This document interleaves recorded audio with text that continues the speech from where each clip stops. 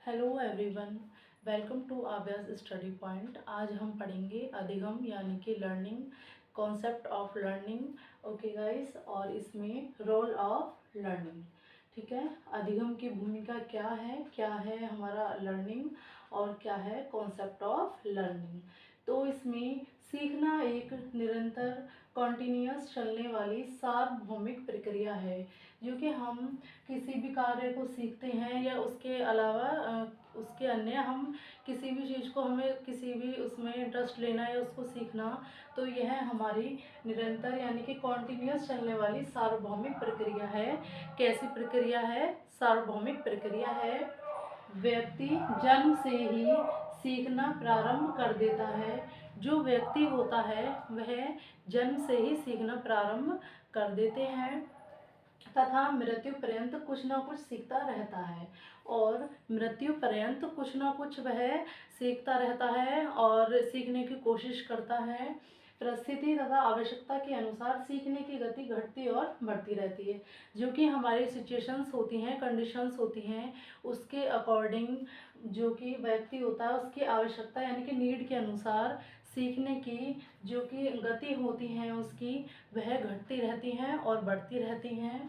सीखने के लिए कोई स्थान विशेष नहीं होता। सीखने के लिए हमें किसी भी स्थान जो कि ज़रूरी नहीं होता, स्पेशल नहीं होता, विशेष नहीं होता, और हम उसको कहीं पर भी किसी भी समय कैसे भी सीख सकते हैं, सीखने की कोशिश करते हैं।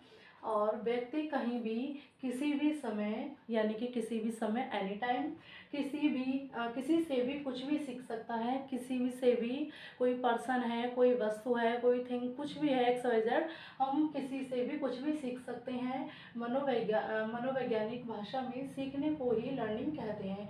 जो कि हमारी मनोवैज्ञानिक भाषा होती है उसमें हम सीखने को ही लर्निंग कहते हैं। ओके गाइस, नेक्स्ट है हमारा कॉन्सेप्ट ऑफ लर्निंग। क्या है अधिगम का प्रत्यय? क्या है अधिगम या सीखना? एक सामान्य बोलचाल में प्रयुक्त होने वाला शब्द है।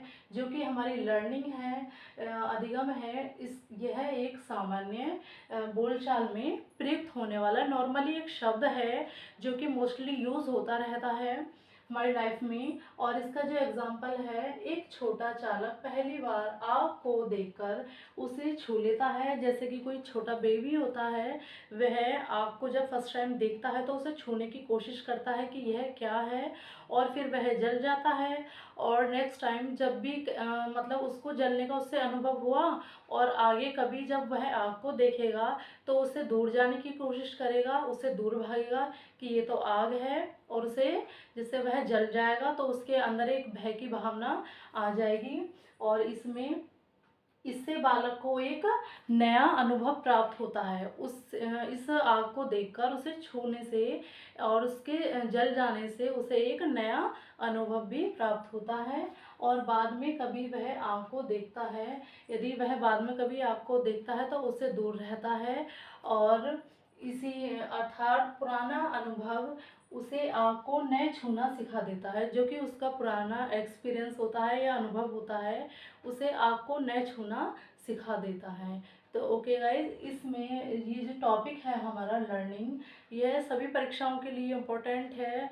बट एक्चुअली ये जो कि हमारे सभी टीचिंग्स एग्ज़ाम है, जैसे कि KVS, NVS, CTET, UP TET, और हमारा DSSS भी होगा, EMRS होगा, हमारा रीट एग्ज़ाम है, हमारा MP टेट है, JTET है, STET है। इन सभी परीक्षाओं में इससे क्वेश्चंस बनते हैं जो कि मोस्ट इम्पॉर्टेंट हैं, वेरी वेरी यूज़फुल हैं गाइज आपके लिए।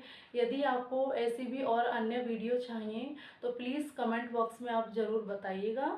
Thank you so much guys.